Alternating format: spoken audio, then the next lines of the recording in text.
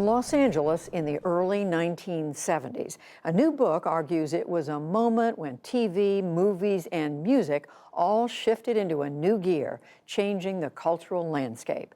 Jeffrey Brown reports for our Canvas series. In the early 1970s, smog blanketed the Los Angeles sky.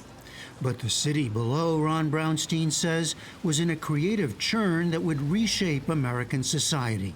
At one level, it was just an incredible constellation of talent. But at a deeper level, I think the pop culture that was created mostly in LA in the early 1970s was the bridge between ideas that had seemed insurrectionary during the 1960s and the mass American audience. Ideas like greater suspicion of authority in business and government, more autonomy for women, changing relations between men and women, changing attitudes about families and sex, and more inclusion of marginalized groups.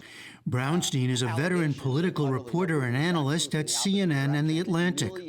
In his new book, Rock Me on the Water, his focus turns to a particular time and place and how cultural change interacts with politics. During the 1960s, the networks defiantly almost ignored everything that was happening around them. You know, I say in the book that Walter Cronkite would spend half an hour every night documenting all of the fissures opening in American society, and then CBS and the other two networks would spend the next 3.5 hours trying to erase that from viewers' minds. I mean, we were getting Beverly Hillbillies and Petticoat Junction and Green Acres. Gunsmoke was still on the air. The closest we got to Vietnam was Gomer Pyle and McHale's Navy, but really beginning around 1970, and directly in response to the fear of losing younger audiences, CBS in particular reached the conclusion that it had to tear down the wall between the medium and the moment. Dance for girls and men, women. By 1974, the CBS Saturday night lineup included All in the Family, with its generational clash around bigoted patriarch Archie Bunker, the unheroic vision of war in MASH, and The Mary Tyler Moore Show, centered on a 30-something single professional woman. The same forces, Brownstein writes, were changing the world of film, with movies like Chinatown and Nashville that focused on the underbelly of American life, its cynicism, corruption, and violence. Along the way, he offers compelling individual stories like that of Linda Ronstadt.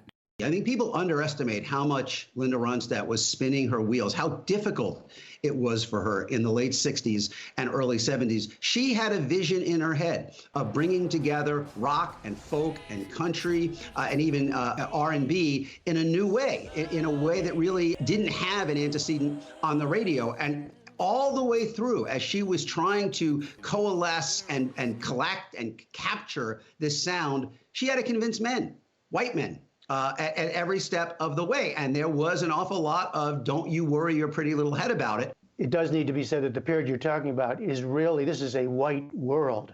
You think about popular culture in America today is far more diverse. There is no doubt, I think, that this early 70s period is when the door cracks open and you begin to see, first, the presentation in the medium itself. And so you get Good Times, and you get The Jeffersons, and you get assorted other shows that are putting African Americans front and center for the first time. But even as that door cracked open and you were seeing more representation of those stories in front of the screen, the people who controlled those stories were still predominantly men, and white men at that. Underlying it all, the growing buying power of the baby boom generation, raising the question, were the economics more powerful than the ideals? It's an interesting question, right? I mean, the broad social revolution that the left side of the baby boom, the people who fueled all those social movements of the 60s, wanted or anticipated, never happened. But, you know, popular culture is kind of like a leak in your roof. It kind of seeps into the house. And even though there was a sense that some of these ideas were tamed, and there may be something to that, there's no question that the country, the way we lived our lives, was different after these ideas kind of were cemented in popular culture. Let us take whatever steps are necessary. A key point throughout, the link to politics. As Brownstein points out, Richard Nixon won 2 elections amid the social upheaval of the late 60s and early 70s. One of their political weapons is cancel culture. And this interplay continues in our own divided time. In some ways, he believes generational cultural change toward inclusiveness is more telling about the country's future than any one election result. But at any given moment, there may be an electoral majority, or at least a winning plurality, that can be mobilized to say, all right, we're going to stop all this.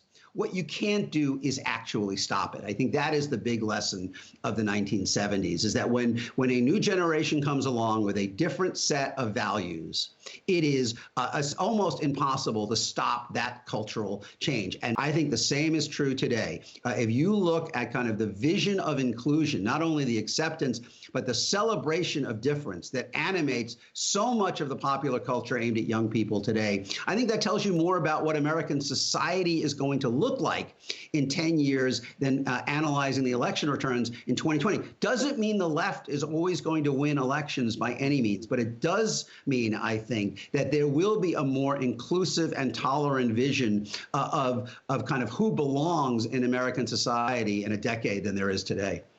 All right, the book is Rock Me on the Water, Ron Brownstein. Thank you very much. Thank you. Thank you, Jeff, and such a terrific journalist, Ron Brownstein.